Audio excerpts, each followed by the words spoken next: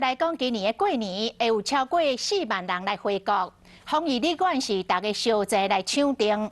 指挥中心有咧评估，要把这个检疫的天数为10天加4天缩短为7天加7天，都还未确定咧。这个第一线防疫旅馆的业者，人卡来询问的电话都已经接未了咯，但是还未收到正式的公文，因嘛唔敢开放予旅客来订房间。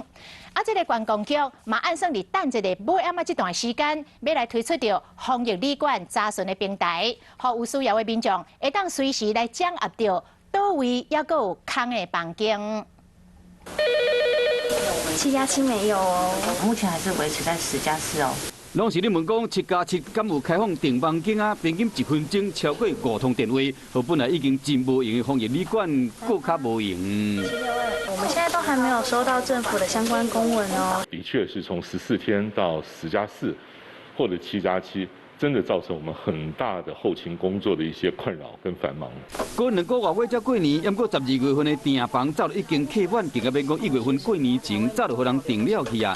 到底7+7什么时阵会定案？嘛，好业者甲民众真想要知影。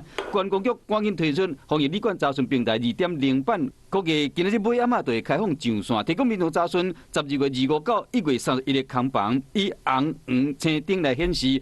红灯代表客满，黄色的也有淡薄机会，青色代表有入境以上的空房。交通部长王国才表示讲，实施7+7，估计会使互防疫旅馆的量能增加1成。可能在某一县市是红灯，如果别的地方是绿灯哈。